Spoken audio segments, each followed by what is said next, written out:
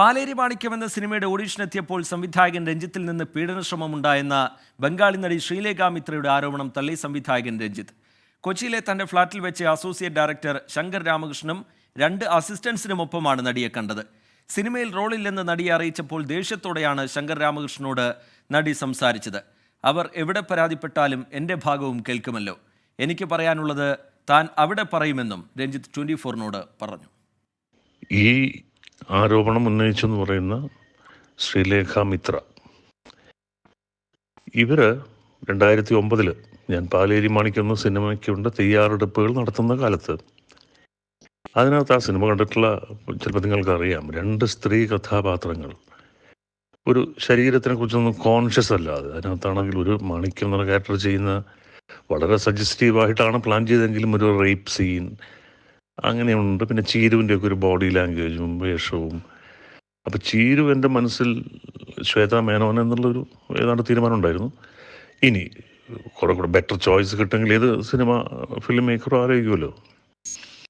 അങ്ങനെയുള്ള സമയത്താണ് ഈ മലയാളി പെൺകുട്ടികൾക്ക് ഇതിനോട് ഒരു ചെറിയ ഉണ്ട് എന്ന് മനസ്സിലായപ്പോൾ ഞാൻ എൻ്റെ അസോസിയേറ്റ് ഡയറക്ടർ ശങ്കർ രാമകൃഷ്ണൻ പറഞ്ഞു, ശങ്കരെ നമുക്ക് പുറത്തുനിന്ന് ആരെങ്കിലും നോക്കാമെന്ന് പറഞ്ഞു. അങ്ങനെ എനിക്കും പരിചയമുള്ള, ശങ്കറിനും പരിചയമുള്ള ജോഷി, നമ്മുടെ ഡോക്യുമെൻ്ററി ഫിലിം മേക്കർ, കൊൽക്കത്തയിൽ താമസിക്കുന്ന ജോഷി എൻ്റെ പഴയ സുഹൃത്താണ്. ജോഷി വഴിയാണ് ശങ്കർ എന്നോട് പറഞ്ഞത്, അങ്ങനെ ജോഷിയിൽ നിന്ന് കിട്ടിയ ഇൻഫർമേഷൻ വെച്ചിട്ട് ഇങ്ങനെ ഒരു ആക്ടർ ഉണ്ട്. അങ്ങനെ അവരിന്ന് പടങ്ങളിൽ അഭിനയിച്ചെന്ന് പറഞ്ഞപ്പോൾ അതിൽ ഒന്നെൻ്റെ ക്യാമറാമാൻ എനിക്കറിയാവുന്ന വേണുവാണ്. അങ്ങനെ ഞാൻ വേണുവിനോടും വിളിച്ച് ചോദിച്ചു. വേണു നല്ല അഭിപ്രായം പറഞ്ഞു. അങ്ങനെ ഇവരെ ഒന്ന് കാണാം എന്ന് തീരുമാനിച്ച് വരികയും, എറണാകുളത്തെ DD നെസ്റ്റ് എന്ന് പറയുന്ന അപ്പാർട്ട്മെൻറ്റിൽ എൻ്റെ ഫ്ലാറ്റിലാണ് അവർ വരുന്നത്. അവർ വൈകുന്നേരം വരുമ്പോൾ എൻ്റെ ഒപ്പം ശങ്കർ രാമകൃഷ്ണനുണ്ട്, എൻ്റെ മറ്റ് അസിസ്റ്റൻസുണ്ട്, വേറെ ഏതൊരു സുഹൃത്തുക്കളാരുണ്ട്. അങ്ങനെയുള്ള ഒരു സ്ഥലത്തേക്ക് ആ സുഹൃത്തുക്കളൊക്കെ അങ്ങ് മാറി പുറത്തേക്ക് നിന്നു. ഇവർ വന്നിരുന്നിട്ട് ശങ്കറും ഞാനും എൻ്റെ അസിസ്റ്റൻസും ഇരിക്കുമ്പോൾ ശങ്കറാണ് ഈ കഥ നറേറ്റ് ചെയ്യുന്നത്. ഞാൻ ഇവരെ നോക്കിക്കൊണ്ട് നിൽക്കുകയായിരുന്നു. കാരണം ഇവരുടെ ശരീരം, ഇവരത് കേൾക്കുന്ന, ഇതൊക്കെ ഒരു ആക്ടറിനെ നമ്മൾ അങ്ങനെയൊക്കെയാണ് അവരുടെ ചലനങ്ങൾ നിരീക്ഷിക്കുന്നത്. ഈ കഥ ഏതാണ്ട് തീരാറായപ്പോൾ ഞാൻ ഒരു സിഗരറ്റ് വലിക്കാൻ വേണ്ടി ശങ്കറിൻ്റെ റൂമിൻ്റെ ബാൽക്കണി, എൻ്റെ റൂമിൻ്റെ അല്ല, അവിടെ പോയി സിഗരറ്റ് വലിച്ചുകൊണ്ടിരിക്കുക. ഇവർ വരികയും ഇവരെന്നോടൊരു സിഗരറ്റ് ചോദിക്കുകയും അത് വലിക്കുകയൊക്കെ ചെയ്തിട്ട്, അപ്പോൾ അവർ ഭയങ്കര എക്സൈറ്റ്മെൻ്റ് ഒക്കെ കാണിച്ചു. അപ്പം ഞാൻ കൺഫ്യൂസ്ഡായി നിൽക്കുകയാണ്. ഇവരെ ഏത് ക്യാരക്ടർ, ചീരു അല്ല, അത് ശ്വേത തന്നെ മതി, പിന്നെ മാണിക്യം അത് കുറച്ചും കൂടെ ഒരു പ്രായം കുറവ് തോന്നിക്കുന്ന ഒരു പെൺകുട്ടി എന്നുള്ള കൺഫ്യൂഷനിലൊക്കെയാണ്. അപ്പോൾ ഇവരിങ്ങനെ കഥയെക്കുറിച്ചും മലയാള സിനിമയെക്കുറിച്ചും മമ്മൂട്ടിയെക്കുറിച്ചും ഒക്കെ ഇങ്ങനെ സംസാരിക്കുന്നുണ്ട്. അത് കഴിഞ്ഞ് എൻ്റെ സിഗരറ്റ് കഴിഞ്ഞ് ഞാൻ ഹാളിലേക്ക് നടന്നു, അവരും പുറകെ വന്നു. അവിടെ ഇരുന്ന് കുറച്ചു നേരം കൊണ്ട് സംസാരിച്ചിട്ട് ഇവർ പോയി കഴിഞ്ഞ് അന്നത്തെ ഡിസ്കഷനിൽ ഞാൻ ശങ്കർ നമുക്കത് പറ്റില്ലല്ലോ, അങ്ങനെ പറ്റില്ല എന്നുള്ള തീരുമാനം ഞാൻ ശങ്കറിനെ അറിയുകയും, ശങ്കർ ഇവരെ പിറ്റേന്ന് ഫോൺ ചെയ്ത് പറഞ്ഞു, അത് നമ്മളെ ഒരു ആക്ടർ ആവട്ടെ, അത് ഫീമെയിലോ മെയിലോ ആയാലും നമ്മൾ ഒറ്റയടിക്ക് നിങ്ങൾ ശരിയാവില്ല എൻ്റെ ക്യാരക്ടറിന് എന്ന് പറയുന്ന രീതി എനിക്കില്ല, ഞങ്ങളിൽ പലർക്കും ഇല്ല. അറിയിക്കാം, ശരി, അപ്ഡേറ്റ് ചെയ്യാം എന്നൊക്കെ പറഞ്ഞിട്ടാണ് എനിക്ക് തോന്നുന്നു അവർക്കതൊരു ഹോപ്പ് കിട്ടിക്കാണും. എനിക്ക് വേണമെങ്കിൽ അത്രയധികം ഒന്നും ഈ മാസമായിരിക്കും നമ്മൾ തുടങ്ങുന്നത്, ഇത്ര ദിവസത്തെ സ്കെഡ്യൂൾ എന്നൊക്കെ പറഞ്ഞ് ഡീറ്റെയിലൊക്കെ സംസാരിച്ചിട്ടുണ്ടെന്നാണ് എൻ്റെ ഓർമ്മ. അപ്പം അത് ആയിരിക്കാം ഇവർ ശങ്കറിനടുത്ത് സംസാരിച്ചത് വളരെ കോപം കൊണ്ടാണ്. പിന്നെന്തിനാണ് നിങ്ങളെന്നെ വിളിച്ചു വരുത്തിയത്, നിങ്ങളെന്താ എൻ്റെ സിനിമകൾ കണ്ടിട്ടില്ലേ? അപ്പം ശങ്കർ അവരുടെ മാന്യമായ ഭാഷയിൽ പറഞ്ഞു, മാഡം നിങ്ങൾ അഭിനയിച്ച ബംഗാളി സിനിമകൾ കണ്ടിട്ടല്ല, നമ്മുടെ ഒരു കോമൺ ഫ്രണ്ട് ജോഷിയിൽ നിന്നൊരു നിങ്ങളുടെ ഫോട്ടോ കിട്ടിയത് നിങ്ങളെക്കുറിച്ച് പിന്നെ നമ്മൾ അന്വേഷിച്ചു, അങ്ങനെയൊക്കെയാണ് വന്നത്. പക്ഷേ ഈ 2 ക്യാരക്ടേഴ്സിനും പറ്റില്ല സംവിധായകൻ പറയുമ്പോൾ പിന്നെന്തിനാണ് എന്നെ വിളിച്ചു വരുത്തിയെന്ന് ചോദിച്ചപ്പോൾ, നേരിട്ട് നിങ്ങളെ കാണുകയും സംസാരിക്കുകയും ചെയ്തിട്ടല്ലേ ഒരു നറേഷൻ, അങ്ങനെയൊക്കെയല്ലേ നടക്കുക എന്നൊക്കെ പറഞ്ഞു. ഇവർ ദേഷ്യത്തിൽ എന്തോ പറഞ്ഞിട്ട് ഫോൺ വെച്ചു. ഇത് അന്ന് അവസാനിച്ചതാണ്. പിന്നീട് എനിക്ക് ഇവരെക്കുറിച്ചോ അല്ലെങ്കിൽ ഇവർ ഞാനായിട്ടൊരു കമ്മ്യൂണിക്കേഷൻ മുമ്പും ഇല്ല. ശങ്കറാണ് ഇവർക്ക് മെയിൽ ചെയ്യുകയും സംസാരിക്കുകയൊക്കെ ചെയ്തുകൊണ്ടിരുന്നത്. പിന്നെ അതിനിടയിലൂടെ ഞാൻ ഈ പറയുന്ന സമയത്ത് അവരുടെ വളകളിൽ തൊട്ടു എന്നൊക്കെ പറയും, അങ്ങനെ എന്തൊക്കെയോ പറഞ്ഞു, മുടിയിൽ തലോടി എന്നൊക്കെ. ആ ഭാഗം മാത്രമാണ് ഇതിനകത്ത് ആഡ് ചെയ്യപ്പെട്ടിട്ടുള്ളത്. അത് ആരുടെ ബുദ്ധിയോ കുബുദ്ധിയോ ആണ് ഇതിൻ്റെ പിന്നിലെന്ന് എനിക്കറിയില്ല. ഞാനത് അന്വേഷിച്ച് പോകാനും പോകുന്നില്ല. ഇനി അങ്ങനെ ഒരു വെളിപ്പെടുത്തൽ എൻ്റെ പേര് പറഞ്ഞു എന്ന സ്ഥിതിക്ക്, പേര് പറഞ്ഞു എന്ന് ചില ചാനലുകളിൽ വാർത്ത വന്നു കഴിഞ്ഞു എന്ന് പറയുന്നു. അങ്ങനെയാണെങ്കിൽ എൻ്റെ അടുത്ത നടപടി എന്ന് പറയുന്നത് എനിക്കിത്രയും ബന്ധപ്പെട്ട് പറയാനുള്ളൂ. ഇത് ഞാൻ വളരെ ക്ലിയർ എന്ന് വെച്ചാൽ 15 വർഷം മുമ്പ് നടന്നതാണെങ്കിൽ എനിക്ക് നല്ല വ്യക്തമായ ഓർമ്മയുണ്ട് അതിൽ ഓരോ അന്ന് സായാഹ്നത്തിൽ നടന്ന കൂടിക്കാഴ്ചയെക്കുറിച്ച്. പിന്നെ ഇത് ഞാൻ താമസിക്കുന്ന ഫ്ലാറ്റിലേക്ക്, ഞാൻ മാത്രമല്ല, അവിടെ ശങ്കർ താമസിക്കുന്നുണ്ട്, വേറെ എൻ്റെ അസിസ്റ്റൻസ് ചിലപ്പോൾ അവിടെ കിടന്ന് ഉറങ്ങാറുണ്ട്.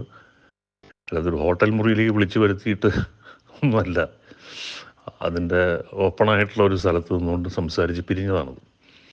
ഓട്ടെ, ആർക്കാണ് ഇതിനകത്ത് ഇപ്പോൾ ഒരു ഗൂഢോദ്ദേശം എന്നുള്ളത് എനിക്കറിയില്ല, ഞാൻ അതിൻ്റെ പിന്നിൽ പോകുന്നില്ല.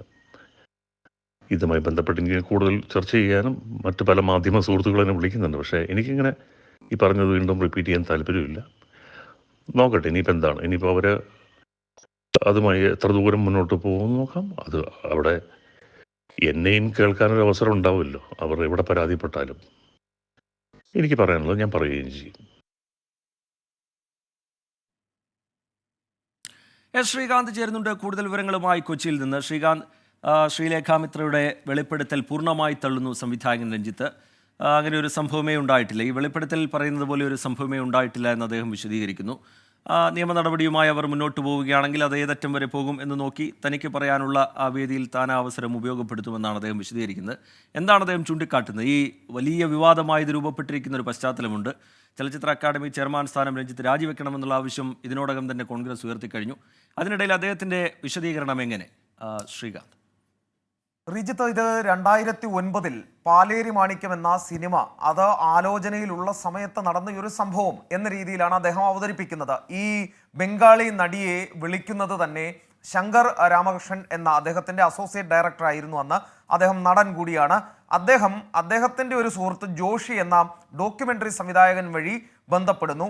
ഒരു പ്രത്യേക ക്യാരക്ടറാണ് ആ സിനിമയിൽ ഉണ്ടായിരുന്നത്, അതിലേക്ക് വിളിക്കുകയാണ് ഉണ്ടായതെന്നാണ് ചൂണ്ടിക്കാട്ടുന്നത്. വന്നതിന് ശേഷം അവരെ ഈ കഥ പറയുന്നു അവരോട്. പക്ഷേ അതിനുശേഷം തൊട്ടു പിന്നാലെ ഇദ്ദേഹം ഒരു സിഗരറ്റ് വലിക്കാൻ പോകുന്നു. അദ്ദേഹത്തിനൊപ്പം ഈ നടി കൂടി എത്തുന്നു. അവരൊരു സിഗരറ്റ് ആവശ്യപ്പെടുന്നു. അവിടെ വെച്ച് രണ്ടുപേരും സിഗരറ്റ് വലിച്ച ശേഷം ആദ്യം രഞ്ജിത്ത് വരികയും തൊട്ടു പിന്നാലെ നടി എത്തുകയും ചെയ്തു എന്നാണ് രഞ്ജിത്ത് പറയുന്നത്. അതോടൊപ്പം തന്നെ ഈ നടി പറഞ്ഞ ഒരു പ്രധാനപ്പെട്ട കാര്യം, തന്നെ ഹോട്ടലിൻ്റെ ബാൽക്കണിയിൽ വെച്ച് അപമര്യാദയായി പെരുമാറി തൻ്റെ കൈകളിൽ ആദ്യം സ്പർശിച്ചു, പിന്നെ മുടിയിഴകളിൽ, അതോടൊപ്പം പിന്നെ കഴുത്തിൽ അദ്ദേഹത്തിൻ്റെ സ്പർശനം മോശമായപ്പോൾ ഇറങ്ങി ഓടി എന്നാണ് പറഞ്ഞത്. രഞ്ജിത്ത് അതിന് നൽകുന്ന വിശദീകരണം അത്തരത്തിലൊന്നും സംഭവിച്ചിട്ടില്ല, അത് കൂട്ടിച്ചേർക്കപ്പെട്ടതാണ്. ഈ കൂടിക്കാഴ്ച നടന്നതേ ഹോട്ടലിൻ്റെ ബാൽക്കണിയിലല്ല, നേരെ മറിച്ച് DD നെസ്റ്റ് എന്ന് പറയുന്ന അപ്പാർട്ട്മെൻറ്റിൽ തനിക്കുണ്ടായിരുന്ന ഫ്ലാറ്റിൽ വെച്ചാണ് കഥ പറയുന്നത്. അവിടെ ഈ ശങ്കർ രാമകൃഷ്ണൻ ഉണ്ടായിരുന്നു, തൻ്റെ അസോസിയേറ്റ്സ് ഉണ്ടായിരുന്നു എന്നും അദ്ദേഹം ചൂണ്ടിക്കാണിക്കുന്നുണ്ട്. ആരാണ് ഈ ഘട്ടത്തിൽ ഈ ഗൂഢാലോചന നടത്തുന്നതെന്ന് അറിയില്ല എന്ന് അദ്ദേഹം ചൂണ്ടിക്കാട്ടുന്നു. ഒരു പക്ഷേ അവരെ ഈ സിനിമയിൽ നിന്നും ഒഴിവാക്കിയതിൻ്റെ ദേഷ്യമാകാം പിന്നീട് ഇപ്പോൾ ഇങ്ങനെ വന്ന് പറയുന്നത് എന്ന് അദ്ദേഹം കരുതുന്നുണ്ടാകണം. അന്ന് അവരെ ഒഴിവാക്കിയപ്പോഴും വളരെ ദേഷ്യപ്പെട്ടാണ് അവർ ശങ്കർ രാമകൃഷ്ണനോട് പ്രതികരിച്ചത് എന്ന് അദ്ദേഹം ഇപ്പോഴും പറഞ്ഞു വെക്കുന്നുണ്ട്. ഒപ്പം അദ്ദേഹം ചൂണ്ടിക്കാണിച്ച ഒരു കാര്യം, ആരാണ് ഗൂഢാലോചന നടത്തുന്നതെന്ന് തനിക്കറിയില്ല, പക്ഷേ താൻ ഇതിൻ്റെ പിന്നാലെ പോകാനില്ല. ഏതെങ്കിലും കാര്യത്തിൽ അവർ പരാതി നൽകുകയാണെങ്കിൽ തനിക്കും പറയാനുണ്ടാകും, ആ ഘട്ടത്തിൽ ബന്ധപ്പെട്ട സ്ഥലങ്ങളിൽ ഇത് ബോധ്യപ്പെടുത്തും എന്നാണ് രഞ്ജിത്ത് ചൂണ്ടിക്കാണിക്കുന്നത്. പക്ഷേ ഇതിൽ ആ നടി തൻ്റെ ആരോപണങ്ങളിൽ ഉറച്ചു നിൽക്കുകയാണ്. പേരെടുത്ത് പറഞ്ഞാണ് അവർ ഈ പ്രതികരണം നൽകിയിട്ടുള്ളത്. തനിക്ക് പിന്നെ കേരളത്തെക്കുറിച്ച് ഓർക്കുമ്പോഴെല്ലാം ഈ ഒരു അനുഭവമാണ് ഓർമ്മ വരുന്നത് എന്നവർ ചൂണ്ടിക്കാണിക്കുകയും ചെയ്യുന്നു. ഇതിൽ ആര് പറയുന്നതാണ് വാസ്തവം എന്നുള്ളത് വരും ദിവസങ്ങളിൽ നമുക്ക് അറിയാൻ സാധിക്കും. കാരണം ഇതൊരു വലിയ രാഷ്ട്രീയ വിഷയം കൂടിയായി മാറിയിട്ടുണ്ട് സിനിമ എന്നതിലുപരി.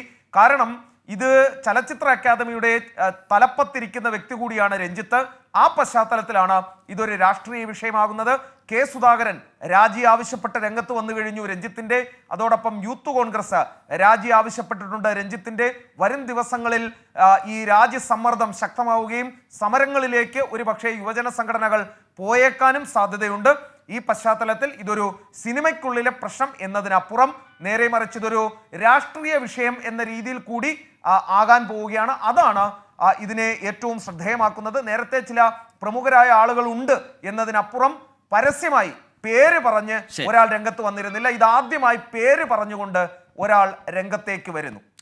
ശരി, ശ്രീകാന്ത് വിവരങ്ങൾ നൽകുകയായിരുന്നു. ശ്രീലേഖ മിത്രയുടെ വെളിപ്പെടുത്തൽ ആരോപണം തള്ളുകയാണ് സംവിധായകൻ രഞ്ജിത്ത്.